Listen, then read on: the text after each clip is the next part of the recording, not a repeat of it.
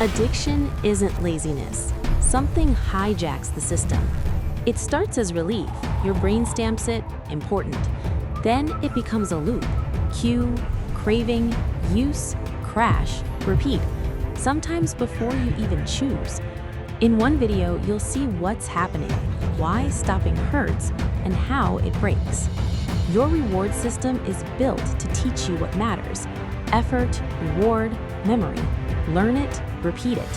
Dopamine isn't just pleasure, it's the brain's learning signal. Do that again.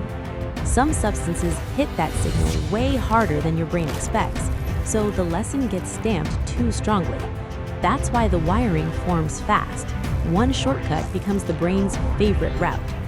Then comes the crash. Energy drops, mood drops, everything feels flat. That normal line is your baseline, where you're supposed to feel okay. Tolerance starts quietly, same amount, smaller effect. Then tolerance grows. You need more just to reach the same point. And baseline can shift down, so calm starts feeling harder to reach. That's the trap. It stops being feel great. It becomes please just feel normal. Then your brain attaches tags, time of day, places, people, even a song. So a cue can fire the urge instantly before you've even had a thought. Now it's two systems, gas versus brakes. Impulse gets louder while control gets tired. Quick recap, big spike, tolerance, cue tags. That's the hijack. Zoom in on the loop. It runs like a conveyor belt again and again.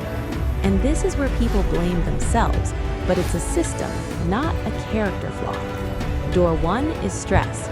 Stress makes cravings louder, and stress adds urgency. Fix it now. No patience, no space. The crash makes stress worse, so the loop fuels itself. Under pressure, your brain picks speed. Instant relief beats slow repair. Door two is sleep loss. Foggy brain, heavy eyes, weaker control. Low sleep weakens the brakes. The same trigger hits harder. That's why nights are brutal. More cues, less control, higher risk.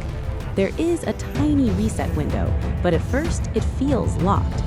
Door three is social and environmental cues. A route, a message, a familiar place. And the cue can fire on approach before you've even arrived. Then cues stack. One turns into three, and the wave gets bigger. Over time, autopilot takes over. The fast route becomes the default. Shame makes it worse. Stress spikes shame. Stress feeds the loop. Isolation turns the volume up. Less support, louder cravings. But here's hope. There's a choice window, a small pause between cue and action. Stress and low sleep squeeze that pause, so it feels like you had no chance. Recap. Stress, sleep, cues. 3 doors feeding one loop. Now the turning point. Systems can rebuild. You can switch into rebuild mode. Recovery isn't magic, it's recalibration. Slow, real, measurable. Think in phases, days, then weeks, then months. You're rebuilding a baseline. Early days can feel rough. Waves hit more often and sleep gets weird.